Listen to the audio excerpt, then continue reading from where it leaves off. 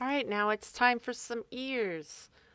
So let's pick out some clay that's going to be roughly, so my ears are 1/3 the size of my whole head.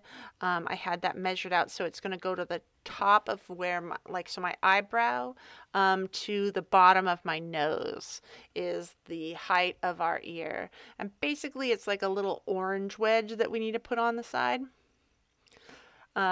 So with that orange wedge, we got to get that top bit cut off there so that it tapers in to the piece. When you look at your ears, they like kind of gradually fade back out of your head. They don't just like magically pop up. Okay, so that's like looking pretty good. And that ear is going to go kind of right at where that middle point is, which I sort of misdrew on my head. I didn't do a very straight line. So that X is where I want to put my ear hole, okay? And so I'm going to take my scoring tool and I'm going to score this quite a bit because I've been working on this head for a little while now. Overall, I think this whole process took me about an hour and a half to get a head that I felt like kind of decent about. So it'll take you a little bit of time. And so I'm scoring this so that I have, it's nice and deep into the head, but I've also added plenty of water so that I have some good goop going on. And that ear, so I got it so that it's over that hole. And that's looking like okay. And now before I start sculpting, I'm going to start making this little orange wedge as well. Using the round of your finger can really help in terms of making your form. So let's match it, make sure that's looking about the same size. So far so good. Yeah.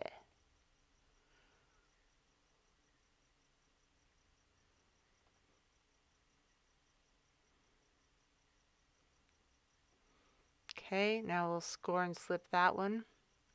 So this is where I want to put, again, where that X is there, and I realize there's two, but right where I'm scratching is where I'm going to be putting the ear hole. And so that's basically the front of your ear. Now these other places where I started having cracks form, that is okay, I'm just going to go over there and really heavily score that as well, so that way I'll go back and smooth it out. It's kind of like how we stitch it at the beginning.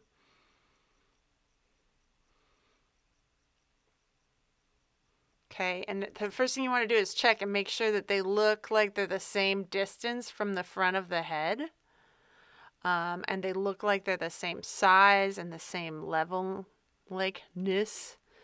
Okay, and I'm going to start smoothing this into the head because, again, it should look like it's growing out of, because that's how your ear works. It grows out of your head. It's not weirdly attached onto your head. I'm going to just start to smooth things out. Your wooden knife is a great tool for this whole process. And it's a little bit thicker than I wanted, so I'm going to just take some of that away. And the bottom of the ear, so earlier I had kind of sculpted that jaw line a little bit there, because your jaw basically attaches where your ear is, okay? So that should all line up. I'll get rid of some of that extra clay there. I'll start to round that over. I'm thinking soft and squishy thoughts, guys. Everything should be soft and roundy. Like, remember what we were talking about when we were doing our texture tiles and how to create that soft texture and that squishiness to it. So that means lots of nice rounded things, no sharp angles or anything like that. And then I'm going to spend plenty of time on that transition point between the ear and the head. So I'm going to give myself like slightly detached earlobes. People's earlobes are different. Some people's are fully attached, where there's no, like, it just goes directly into their head. And then other people's like kind of flap around. And then up at the top, I want to, so like, you know, you put it in the right spot if like you could follow the line of your eyeball and then it goes back to the top of your ear, like not the tip, but like the top of the connection point to your ear, because that is where your glasses go, guys. That's how your glasses work. Okay, and I brought that curve around. You can see this is where using the rounded side of your wooden knife can be really helpful. It's like the perfect shape. I brought that curve around so that it could create a little bit of a form in the front. Now I'm going to put that ear hole in, and I'm putting it like I'm trying to put it right where that X was before. And I can just jam that all the way in because now we don't really need that air pocket anymore. And I'm going to start to work on creating that earlobe. Now, earlobes, oh my gosh, guys, like ears are awesome because you can just kind of fake it and make it kind of lumpy, and then it's like everyone's like, oh yeah, that totally looks like an ear. It's like fingerprints. I don't think that there's like, I think the big takeaway is that you want to have that like curve going around the top, that little fold over. You want to have a hole. And you want to create some texture going into the ear. I totally recommend that you guys like go and stare at an ear. But don't worry too much about making it perfect because ears are just one of those things that we just don't pay that much attention to them. Or maybe I should say I don't. If you have like some sort of photographic memory for ears, please tell me all about it. But yeah, I don't. So I don't spend that much time. I don't worry too much about making them like totally accurate. I just make sure they look something like an ear. And I'm going to take off that excess clay in the back so that way I can push it back a little bit more into the head. You can, like, I mean, if you want to have ears that come out, you can have ears that come out. If you want to have them that go in, I don't really care. You want to turn them into some elf ears, do it. Or maybe some Spock things. I don't know. I think the other thing that's really helpful when making realistic ears is that you don't make anything too perfect or too like round. So having that little like wobble and that little piece that kind of goes in a little bit so that it's not just a weird hole on the side of your head, because your ear is not just a weird hole on the side of your head. Your ear has all sorts of things going on it. And I'm going to smooth out that jawline a little bit while I'm at it.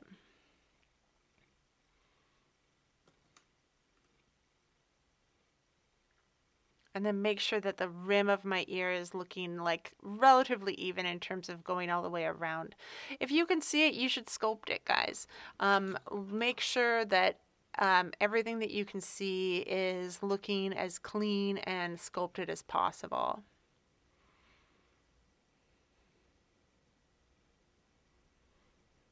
And I'm just using my cup tool to help give me a little bit more soft and roundy texture in that earlobe, or I guess, what is that? I don't know. It's the cartilage? Let's call it the cartilage. Smooth out all my little mark makings over on the side.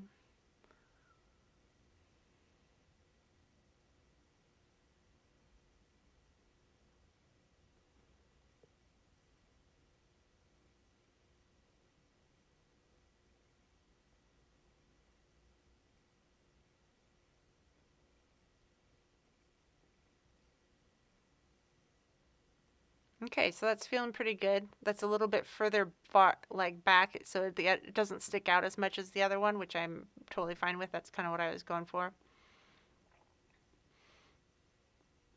Okay, and now we can start to smooth this one into the ear. I mean, into the head. So just like I was saying before, the hard part is always trying to match. So once you do something on one side, you should try to do it on the other side unless you are specifically trying not to do that. I'm going to dig in a little bit. I'm going to use that wooden knife again to bring that edge around so that I can kind of like grow out of the head in sort of a smooth way. I just realized I didn't clean up my marks from the other side, so I want to go do that. This is all about, this is like a big game of observation, guys. So if you've never sculpted a head before, you haven't taken a life drawing class, I strongly recommend that you be looking at a picture or look at yourself in the mirror as you do this. A picture obviously is necessary, like when you're trying to look at your ear and or like the profile of your head or something like that. And I keep going back and kind of checking to make sure that that ear didn't go out of place, or I'm not going to, like, it stinks when you go in and you do all of this work and then you realize that it's in a completely wrong spot or it's the totally wrong size. So if you can check more frequently, then you're less likely to run into problems. So I feel like this ear is just like sticking out a little bit more, so I'm going to just pull some of that away and we can jam that hole in there. So that hole is going just a little, so I'm trying to make sure that that hole is even going in on the same like level. Like, so if I had a bar going in between, like this head could work as like a bead. Okay, now I'm trying to remember everything that I did to the other one.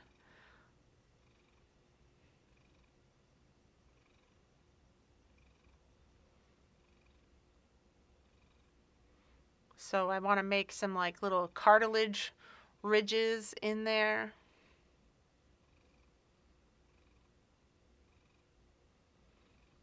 And while I'm at it, I'm kind of curving the edge cartilage, the roundy part at the top. I wonder if there's probably like a name for all of this. So if I got an audiologist in here or somebody is an aspiring plastic surgeon, please tell me appropriate ear terms. I could probably look it up on Google, but I didn't. So at least not at this moment. Possibly I'll go and look it up later, and then I'll forget.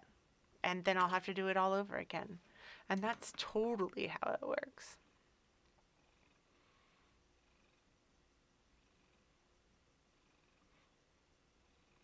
So I want to make a few more shadows and stuff on here so that it looks a little bit more like my other ear. Again, so much harder to try to match a thing.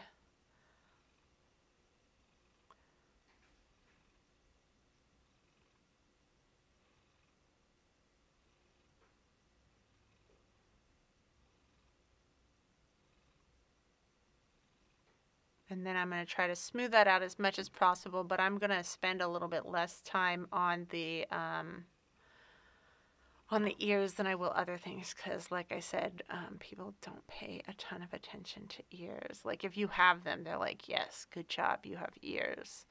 But other than that, like, I don't know. I don't think people pay a ton of attention to ears. Or is it just me, guys? Yeah, tell me all about it.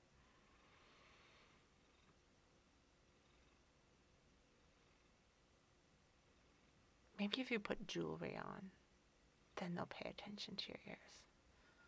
But I wear big earrings all the time, and I like look at other people's big earrings, and I think I just ignore looking at the ear. So weird. So I'm working on the little connection points, trying to create a little bit more shadow and round that over a little bit too. It's looking like a little bit blocky and a little less like fleshy. So let's work on that.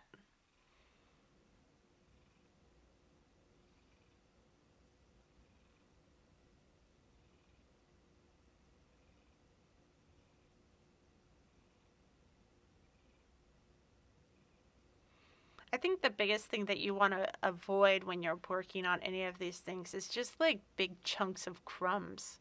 Like, what does that actually translate as? Like, why would you have a big crumb in your ear? That sounds gross.